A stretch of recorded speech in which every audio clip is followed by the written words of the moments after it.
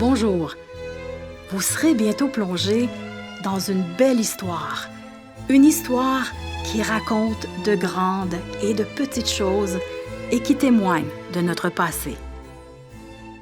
L'Institut des Servantes de Jésus-Marie est une congrégation de vie contemplative et cloîtrée vouée à l'adoration perpétuelle du Saint-Sacrement pour la gloire et les fins de l'Eucharistie et du sacerdoce. Le service divin en est l'occupation première et fondamentale. L'histoire des Servantes de Jésus-Marie commence ici, en Outaouais, plus précisément dans l'ancienne municipalité de Masson. La congrégation a vu le jour grâce à l'abbé Alexis-Louis Mangin, curé fondateur de la paroisse Notre-Dame-des-Neiges de Masson, et une jeune femme bien de chez nous, Éléonore Potvin, qui deviendra mère Marie-Zita de Jésus. Pour la petite histoire, c'est le célèbre curé Antoine Labelle, surnommé le Roi du Nord, qui, lors d'un passage en France pour promouvoir la colonisation, propose à l'abbé Mangin de venir s'établir au Canada. Ce dernier accepte et concrétise ainsi son rêve de devenir missionnaire en 1885. Visionnaire, le curé Mangin souhaite fonder à Masson, aujourd'hui Gatineau, une œuvre consacrée à l'adoration perpétuelle du Saint-Sacrement et à la prière pour les prêtres. Sa ménagère, Éléonore Potvin, répond généreusement présente et ensemble, ils aménagent un couvent de fortune dans une petite étable avoisinant l'église de Masson. Cette modeste demeure accueille Éléonore et une première compagne.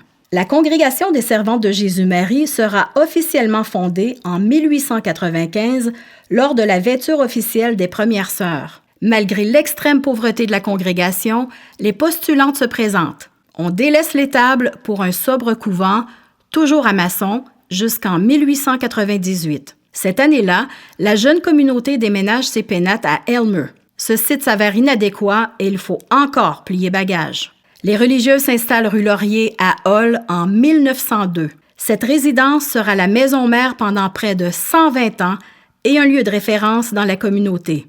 Les servantes viennent à peine d'y arriver que la fondatrice, sœur Zita, s'éteint à l'âge de 38 ans. L'abbé Mangin restera seul à la tête de la congrégation jusqu'à son décès en 1920.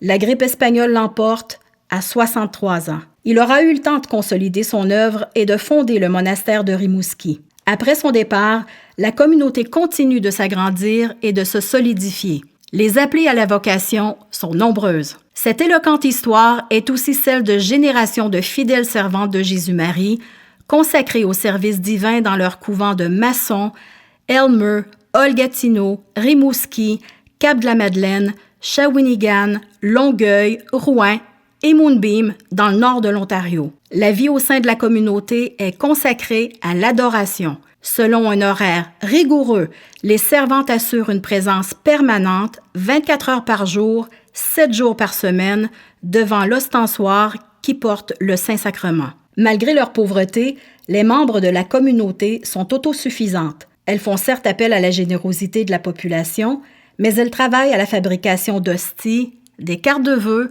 produisent leurs propres vêtements et des petits-enfants Jésus en cire, etc. Contrairement à un mythe que plusieurs ont longtemps cru, les cloches du couvent ne sonnaient pas pour informer la population que les servantes manquaient de nourriture. Cette pratique tient plutôt sa source des communautés religieuses en Europe qui avaient développé cette habitude. Les servantes de Jésus-Marie sont des femmes cloîtrées qui ont renoncé à la vie publique. Une fois admises au couvent, elles devaient dire au revoir à leur famille et les adieux étaient parfois déchirants. Les religieuses n'avaient droit qu'à 5 heures de visite par année et ces rencontres se tenaient dans un parloir à travers une grille. La vie d'une sœur cloîtrée est une vie dédiée à la prière. Il faut consacrer plusieurs années à la formation avant de prononcer les vœux perpétuels. Ce n'est pas une décision prise à la légère. Il ne faut pas croire cependant que les servantes sont totalement coupées du monde. Elles reçoivent les journaux, se tiennent au fait de l'actualité. Dans leur couvent de la rue Laurier, elles voient la ville se transformer. Elles évitent par 2 fois l'expropriation. On peut entendre leurs défenseurs affirmer qu'aucun grand chantier n'a le droit de briser leur quiétude. On les surnomme le paratonnerre de la ville. Tout le monde dans la région ou presque connaît les petites sœurs.